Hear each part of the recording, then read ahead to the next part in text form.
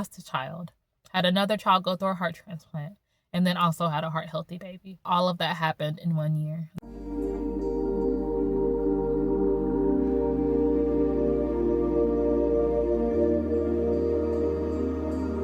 I thought that this would be the perfect time for me to just share my testimony and what I've been through and what God has brought me through. And if you're finding this video, then I hope that you are able to find just a little bit of encouragement, and then God will help you through whatever you are also going through. I had twin girls October 17th, 2023. Me and my husband had tried for a couple years on and off to get pregnant, hadn't been successful. And then when I finished nursing school in August of 2022, and then I found out I was pregnant in January of that next year, so January 2023. And my pregnancy was normal. There were no complications. I did go to a high-risk doctor, but that was normal because my OB, if you have twins, then they typically send you to a high risk, or at least that's how my OB operates.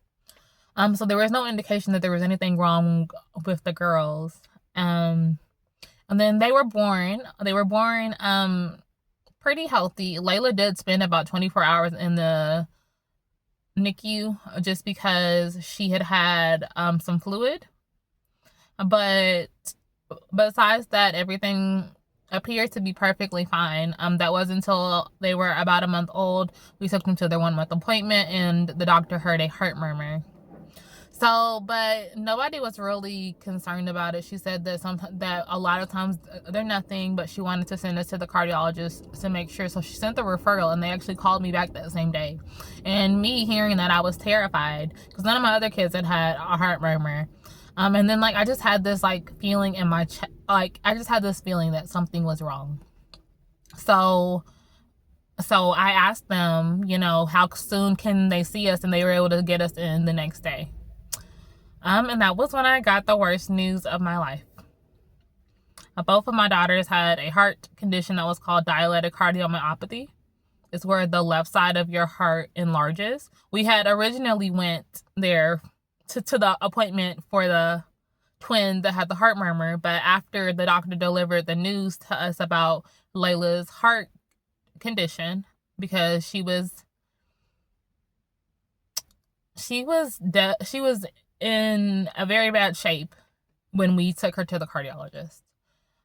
She was in heart failure, and her heart was working less than 20%. So instantly when they told us, I broke down and I cried, because my first thought when you hear that your child is in heart failure is that your child is going to die. But Layla was a twin, so my first thought was what about Ava? What about her twin? And I thank God every day that the cardiologist was very diligent. He was very diligent, and he literally had them scan Ava right then and there. So that's another way how I feel those are just two ways that I saw that God's hand was moving, because typically it's harder to get into a specialist appointment, but we got in the next day and they were able to see Ava that same day. But they checked Ava's heart, and Ava was also in heart failure. Her heart was not as bad as Layla's, but she was struggling. So that was the first hospital stay that both the girls had. They got admitted into the ICU. They were placed on heart failure medication to try to stabilize their hearts. They spent their first holiday in the hospital, Thanksgiving. And I remember we left the hospital to go and eat at my sister's house, and then we came right back. And it was very scary for me. It was very scary not knowing what was going to happen. and then also with dilated cardiomyopathy, there are so many different outcomes. Some people need heart transplant. Some people are able to live on stabilized medication. So some people have their heart improved. And at the time, we didn't know what the girls were going to do. So Ava stayed in the ICU for about 2 weeks, and then she was able to come home. Layla, the sicker twin, she was in the hospital for about a month before she was discharged, and both of them were discharged on a couple of medications, a blood pressure medication, a medication to help with the heart squeeze, a medication for a water pill, so to keep extra fluid off of them, because typically when you have heart failure, you do have an increase in fluid retention. So we brought her home. Ava was able to take bottles like a normal baby. She was taking bottles by mouth. Layla, her heart function was too weak. And for babies, a lot of times the most strenuous thing that they do is eat. And for Layla, it was just too tiring for her to feed by mouth. So she had a NG tube. It was a tube that went through her nose and down the back of her throat into her stomach that we fed her through. And then originally she was on 24-hour feed, so she would get a small amount of feed every hour. But we were working on trying to get her down to bolus feed so we could hopefully try to work on bottle feeding again with her. She had a lot of therapies. Layla had to go to PT and OT. She had to go to speech therapy to help her eat. She had swallowing studies. But me and my husband did the best that we could to take care of both the girls and also take care of our other 2 children. And we medically managed her at home until she was 5 months old. So around this time, me and my husband were having problems in our marriage. Marriage is hard anyway, but it's way more stressful when you have 2 kids that are in a very dire state. And we were both tired, exhausted. We were struggling to communicate with each other, and we had made the decision that it would be best for us to separate during this time. So it was our time to trade off with the kids. So I went to pick up the kids, and I noticed that Layla was breathing funny. So like I said before at the beginning of the video, because I finished nursing school, so I have a little bit of a medical knowledge. And then I've also worked in healthcare probably the last 8 years. So I do have a medical background. So when I came to pick up Layla, she looked like she was in respiratory distress. She had the tugging underneath her ribs. She had nasal flaring. She was grunting. And it was a really dire situation. It was very scary, and I knew that she needed help. So we called 911. We got her to the emergency room. My theory was that she had aspirated on some formula because my husband said that she threw up before I got there, and which wasn't uncommon for us because Layla threw up a lot with the NG tube. And she also, when you are in heart failure, sometimes you don't have very good perfusion to your gut. So when we got her to the ER, she had stabilized enough, but they put her on oxygen and they were waiting for a bed to open up on the ICU. But because she was an infant that was in heart failure, she automatically just went up to the ICU, but they didn't have a bed at the time. So then my husband was going to stay with her and I was going to go and be with our other kids. So that next day comes and I get a text from my husband and it says that Layla has had a cardiac arrest, and they're doing CPR. And I remember, that was the scariest text message to ever get as a mom.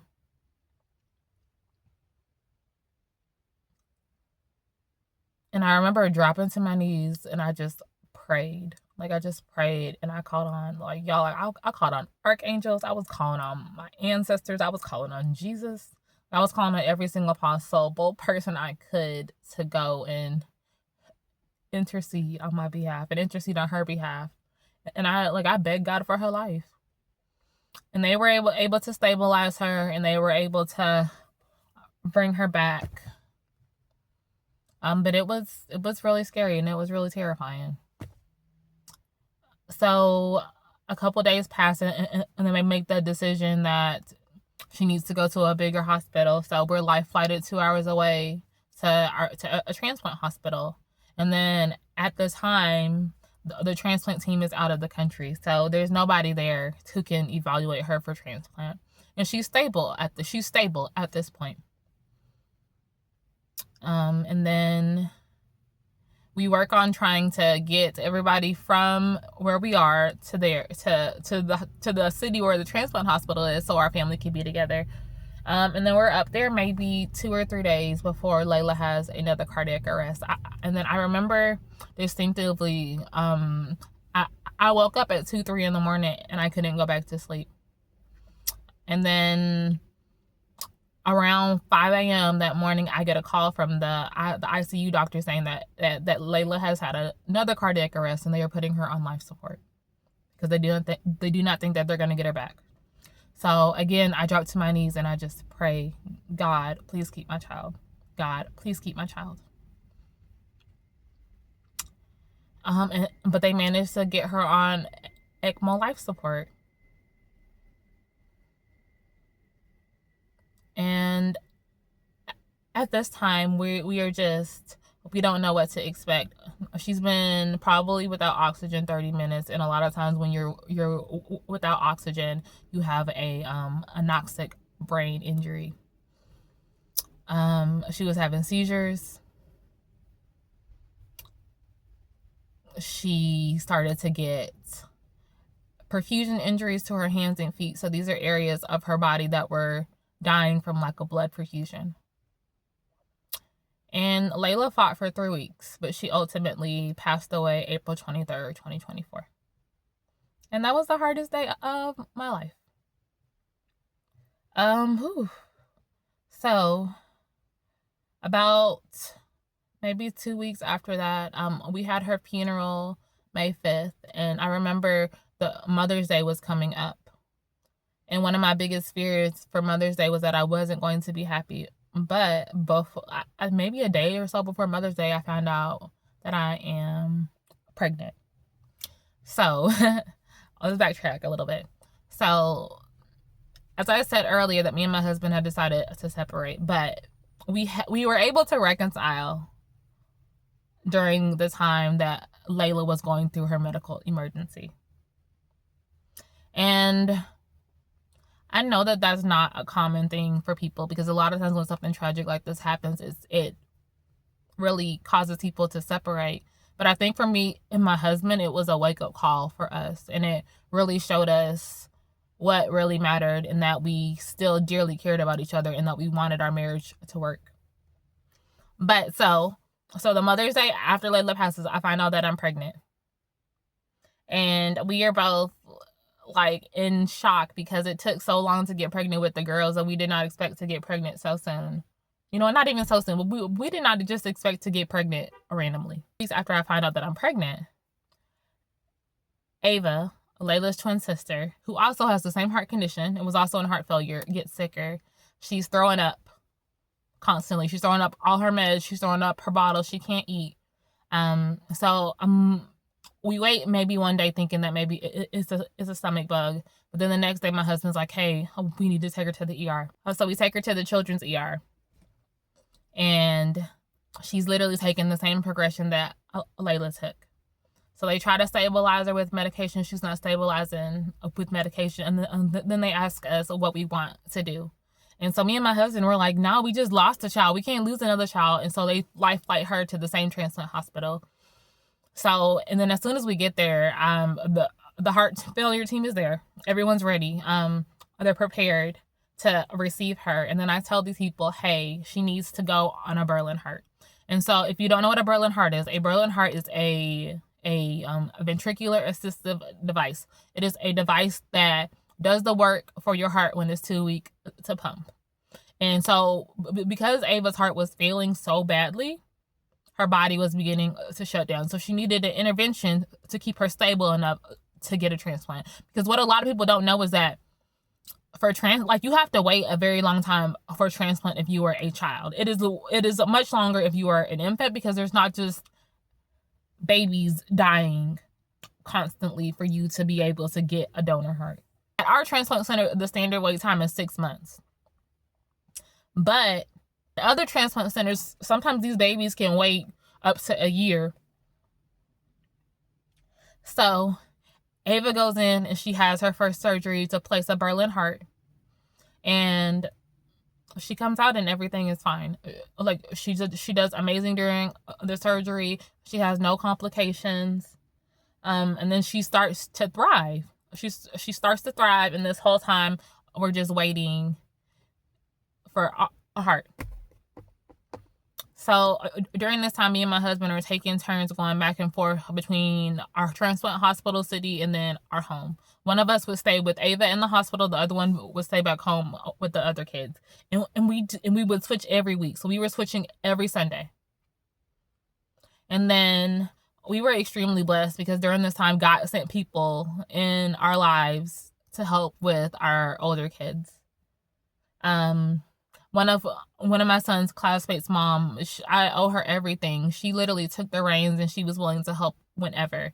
And then one of the moms of my daughter's classmates came in and she was able to help as well. So they were switching off our kids on the weekends so we could go and switch off on the weekends and actually spend time together, because that was the only time that we were spending time together. And then so like I mentioned before, I was pregnant. So during the weeks where I was here, I was going to high-risk doctor's appointments because they were trying to make sure that we did not miss something with this baby the way that we had missed something with the girls.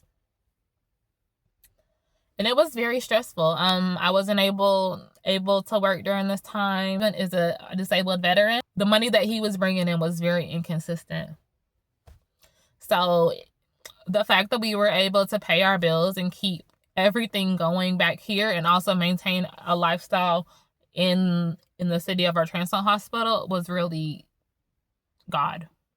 So when we stayed at the transplant hospital, we were actually staying at the Ronald McDonald House, which is such a blessing. If you don't know what the Ronald McDonald House does, I definitely tell you to look into it, because they helped us tremendously.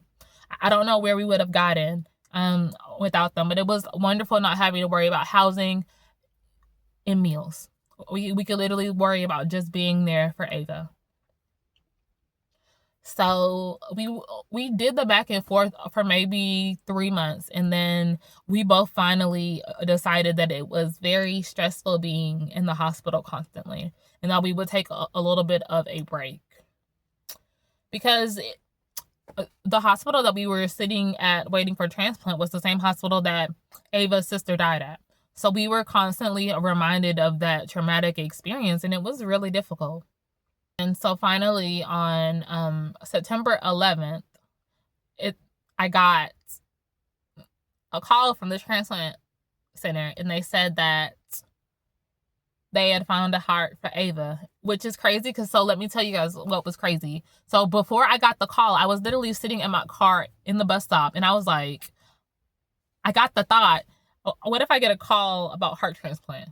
Like, what if they call and say that,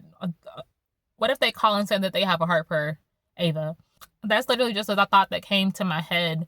And, I had thought about transplant a lot, because when you're sitting there waiting in the hospital and you can't take your child home until she gets a heart transplant, that is something that's constantly on your mind. But it was so crazy to me. No, it wasn't crazy to me. Like, I know that was the Holy Spirit, like, trying to give me a heads up. So they called on September 11th, and they said they had found a heart for Ava. And then she went into surgery that night, and she came back out the next morning on September 12th, and she did amazing. They pulled her breathing tube that same day. She got to leave the hospital 2 weeks later. We did have to stay in our transplant city for about a month, but on her first birthday, she got to go home.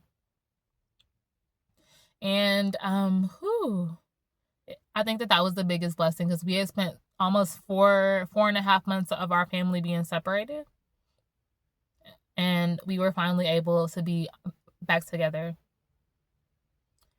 And then at the end of that year, I had our last baby, Nolan. I had him December 31st of 2024.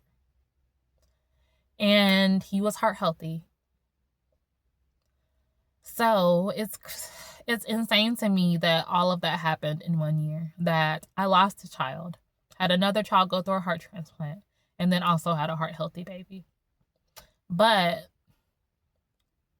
the thing that I can say is that I know that God was in every single one of those steps. And I know that my testimony would not nearly be as powerful as what it is if one of those things didn't happen. And then I also know that my faith would not be as strong as what it is if one of those things didn't happen. I literally walked through the worst year of my life. And I came out still standing, not broken, and still able to have hope. So if you made it to the end of this video, thank you for listening to my testimony. I definitely have more details that I would love to share, because the list of things that God did during that time is way way more than what I can put in this video. I will definitely make more content about the signs that I got from God during that time, because the things that I saw really shaped the way that I'm able to have faith. All right, well, thank you for sitting with me. I post videos 3 times a week. I try to aim for Monday, Wednesday, Friday, but you know, girl, life be lifing. So much for sitting with me. If you want to see more of me, please press that subscribe button, give me a like, and also comment something that God has done for you recently. Otherwise, I will see you guys next time. Bye.